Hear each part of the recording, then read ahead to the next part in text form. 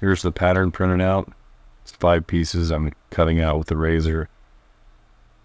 And then I'm going to tape it down onto the leather, which is about 2.5 to 3 ounces. It's pretty thin leather. I had to find a good piece because most of this had, I don't know, got stained or something. I'm using 5mm stitching iron to punch out the holes. You could do them individually if you want, but it is set up for that.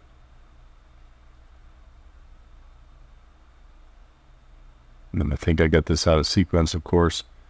Then you just cut out the pieces after you punch them. And I'm putting Tokonol on the back. You want to do this before you cut out the pieces. It's a lot easier so the Tokonol doesn't go through the holes. I seem to always forget that. And then here I am cutting it out again. And then some Tokonol on the top of the pockets and using the slicker to smooth it out. And you want to do the side of the pocket that it's like the small side because it's going to be inside. And then here I am beveling it. And I'm sewing it here. In the top of the pocket, I double stitched it. Here I'm doing some more beveling, and then here you cut off the thread after stitching it, and then I'm burning the ends.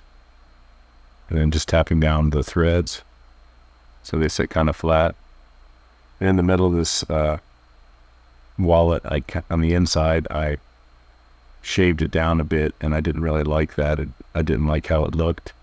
So I'm going to redo the patterning, make a little bit more spacing so you don't have to do that in the middle of the pocket on the inside because it's kind of hard to fold. So like I said, I'll make it bigger, a little bit bigger so it will fold properly. Here I have about 8 cards put in there. And I decided I wanted to dye the leather because I didn't like how it looked with that, cutting down the middle. It was really noticeable. But I submerged the wallet, and then that was pretty much it. Let it dry.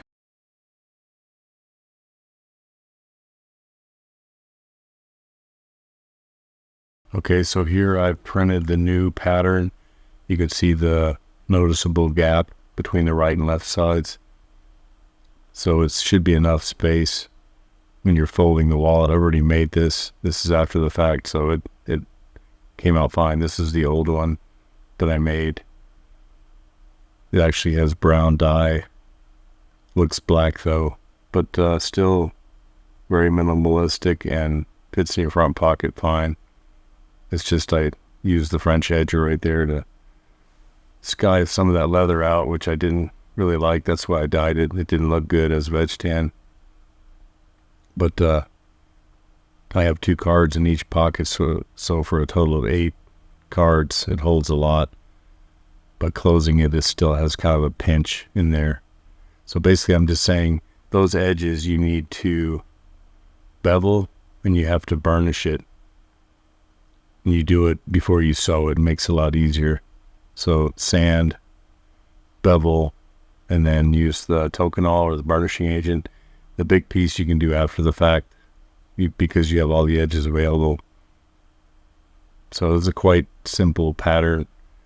But this is an update to what you saw earlier.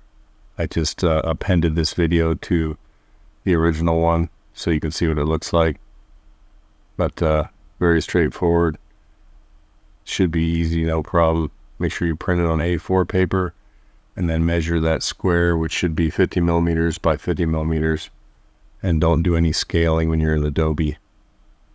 And that's pretty much the update that I wanted to let you guys know about. And the link is in the description to buy this pattern if you're interested. Appreciate you and thanks for your time. Bye-bye.